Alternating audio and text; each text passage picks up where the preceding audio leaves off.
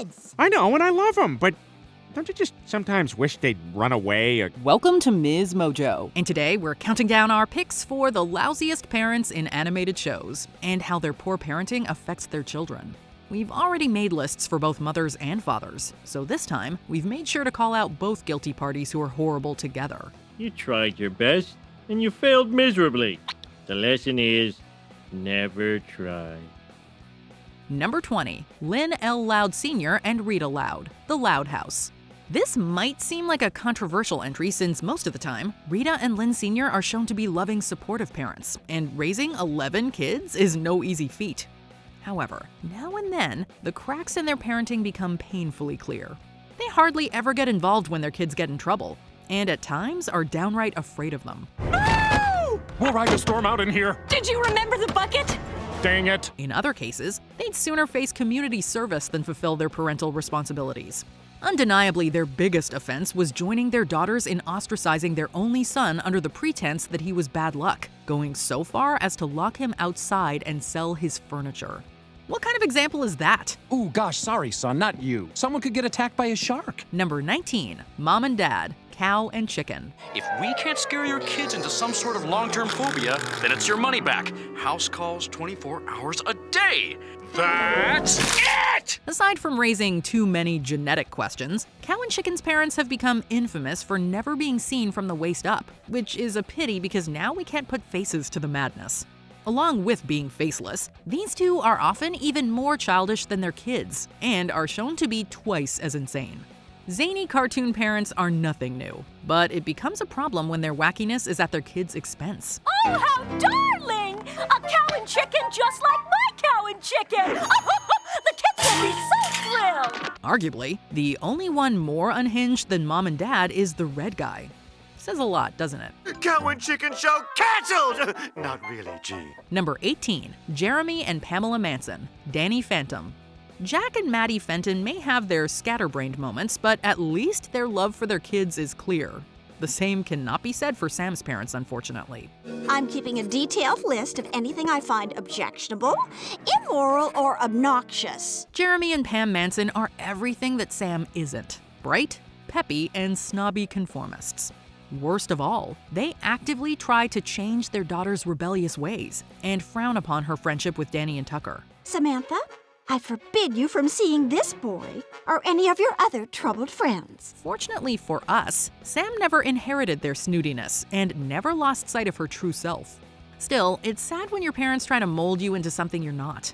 In Sam's case, they also don't see how their attitude is only pushing their daughter further away. Number 17, Mindy's parents, Animaniacs. Almost every Buttons and Mindy segment follows the same formula. Little Mindy wanders out of the backyard and gets into dangerous predicaments, and Buttons is put through the ringer to rescue her.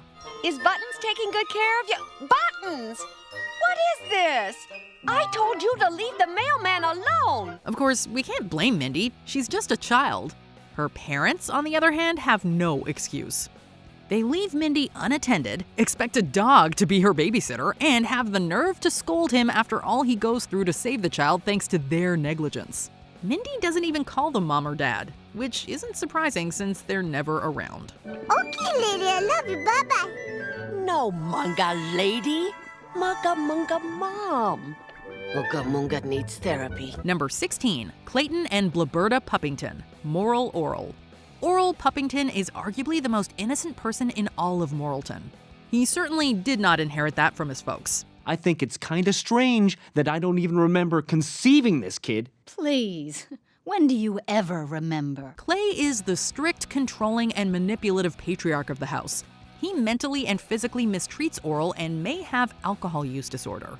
Blaberta isn't as bad as Clay, but she's still strict and negligent, not to mention the role she played in enabling Clay's substance use disorder. There is no love in their marriage, and along with how they affect Orel, they neglect their youngest son's Shapey's safety.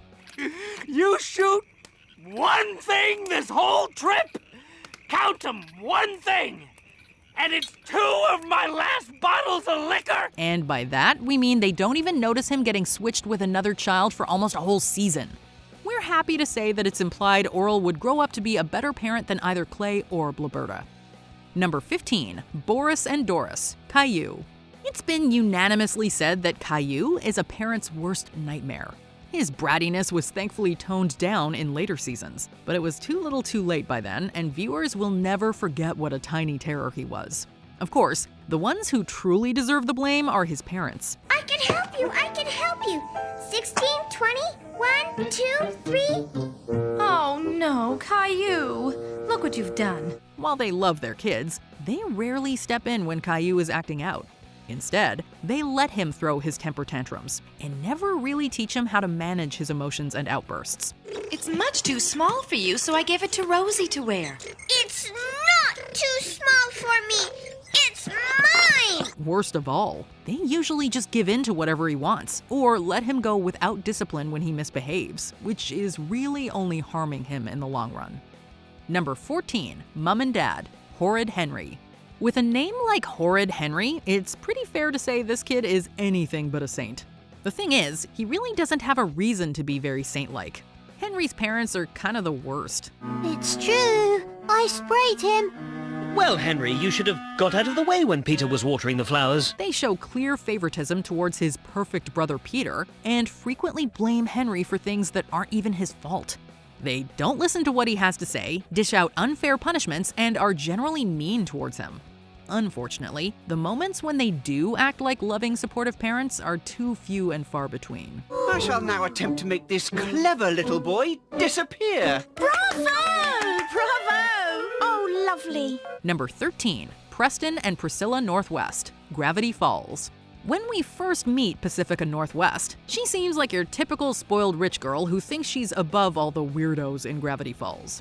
But in season 2, we learn the true root of this snobby behavior, her parents. But I kind of like it. Mind your mother, Pacifica. But not only are they leagues snobbier than their daughter and a bunch of liars to boot, but they also psychologically manipulate Pacifica to the point of using Pavlovian conditioning to keep her in line.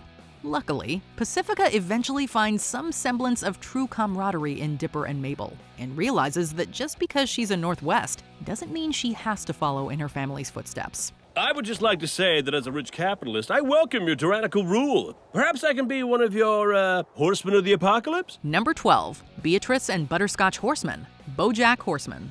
Poor BoJack has gone down a treacherous road of depression and self-destruction. And guess who's partially responsible for his trauma? Dear old Mommy and Daddy, Beatrice and Butterscotch. You were born broken. That's your birthright. And now you can fill your life with projects, your books and your movies and your little girlfriends, but it won't make you whole. Their lives have been a turbulent roller coaster of trauma and regrets, and whatever love was between them has dissipated, if it was ever there in the first place. Even more tragic is how they deal with their misery, by taking it out on their son. It's hard to watch, but it does paint a clearer picture of why BoJack is the way he is as an adult. You're actually very lucky.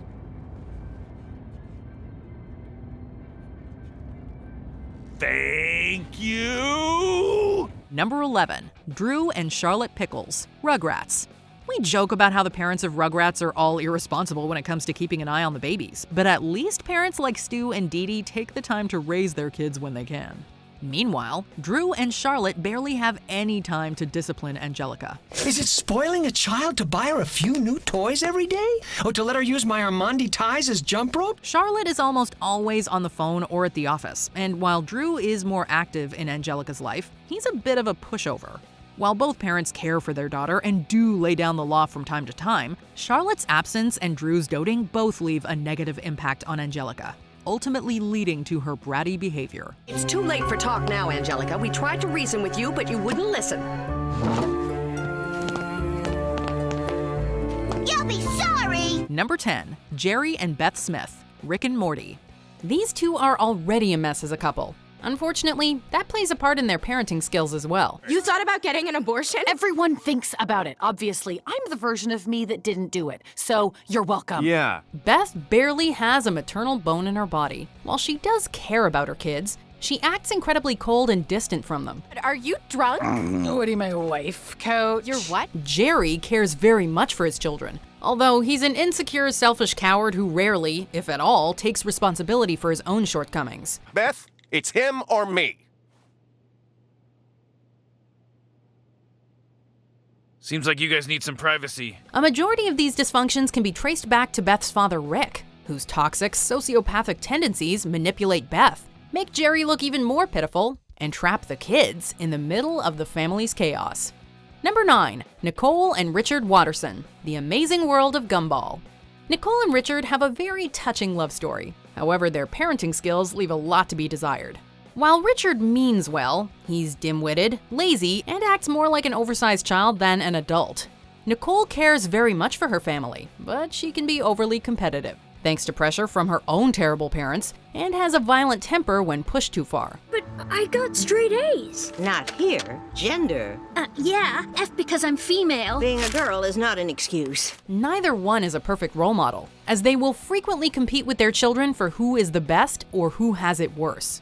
In fact, their kids, especially Gumball, cause mass destruction and chaos on an almost daily basis. How do you set fire to a swimming pool? So, directly or indirectly, they're responsible for all the madness. Who did this? It was him! Number 8. Yancey Fry Sr. and Sherry Fry, Futurama. When Fry was cryogenically frozen and awoken in the future, he left behind a rather dysfunctional family, a jealous older brother, and 2 less than perfect parents. His dad, Yancey Sr., was a war veteran and a conspiracy nut, usually unsupportive of Fry and generally too hard on him at times. You home from school, you traitor? I fell through the ice. Cut me some slack. Fry's mom, Sherry, paid more attention to her sports games than her son, even during the day he was born. Hey, keep it down. It's the 9th inning. Here's the 0-2 pitch to Cranepool. He's taking all the way for a called strike 3. What's sad is that once Fry disappeared, these two barely even looked for him. Maybe he can lead us to Philip. Should we follow him? To our deaths? Negatory. Despite how they treated him, they really did love him. And if Fry could see them one more time, he'd make the most of it. Number 7. Harold and Gladys, The Grim Adventures of Billy and Mandy.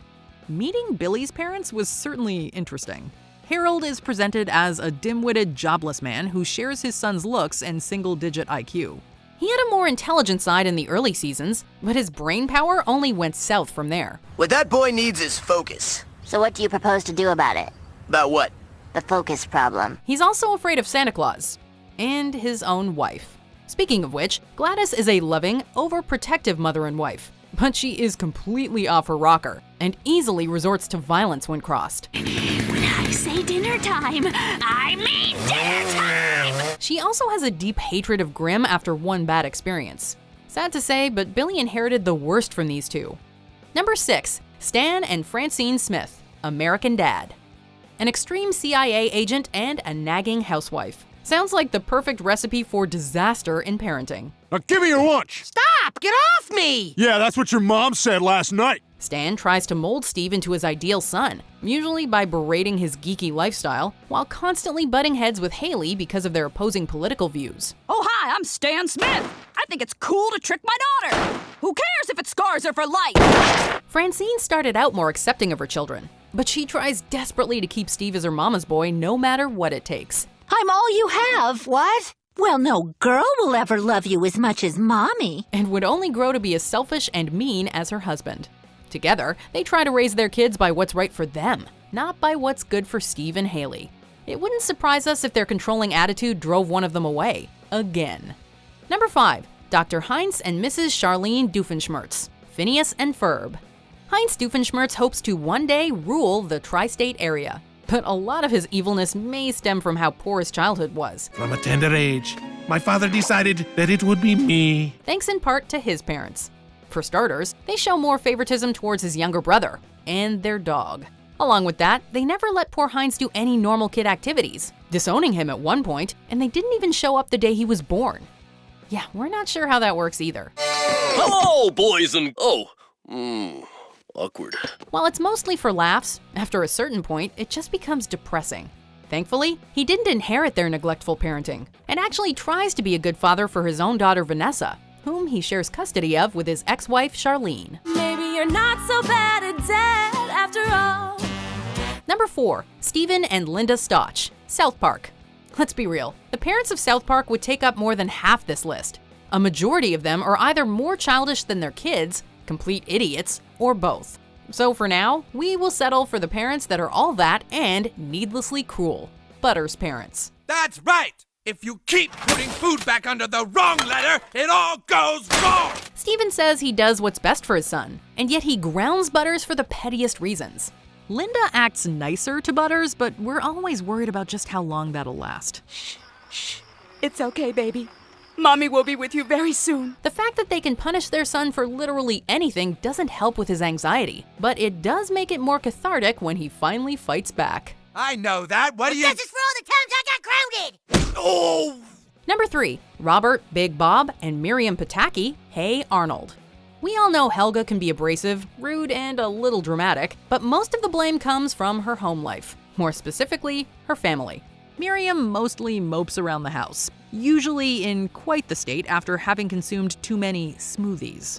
Big Bob is a self-serving, short-tempered salesman who cares more about his beeper empire than his wife, only giving attention to Helga when a contest is on the line. I can't believe it.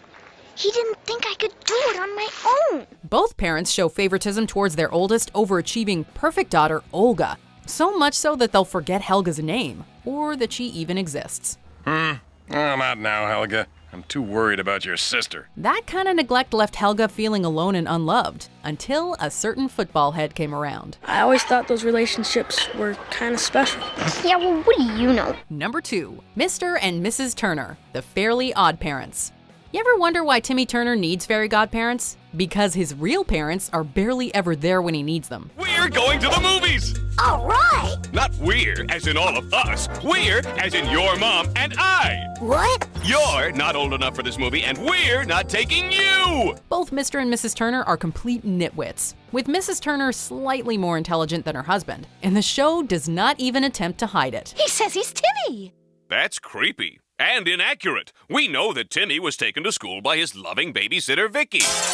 While they say they love Timmy, the two show favoritism towards others above their own son, and they barely try to spend time with him, unless it's inconvenient to him. Worst of all, they leave the house every day to go somewhere stupid, handing Timmy over to the world's worst babysitter, who physically and mentally abuses him regularly, and they're completely oblivious. Or do not even care. Look at that big orange basketball-shaped head of his sleeping. Good night, Timmy. Before we continue, be sure to subscribe to our channel and ring the bell to get notified about our latest videos. You have the option to be notified for occasional videos or all of them. If you're on your phone, make sure you go into your settings and switch on notifications. Number 1, Peter and Lois Griffin, Family Guy. We doubt these two know anything about good old-fashioned values considering what horrible parents they are. Look at Stewie! Peter, you took him out without any sunscreen? Maybe. Lois usually tries to be a decent mother, but most of the time she acts uncaring and often cruel towards her own children. I hate my life! Okay, look, Meg, I've been at this for 45 minutes. I don't know what else I can say. She'll even act better than them despite her own misdeeds. It's no wonder Stewie has such a vendetta against her. Dad, what's wrong with you? Peter is even worse, as he mistreats his kids in all sorts of awful ways, especially Meg. He's even admitted that he hates being around them. So how was work today, Meg? While the early days have Lois and Peter trying to be good parents, now it feels like they couldn't care less what happens to their children. Which parents are you thankful are not your own? Let us know in the comments.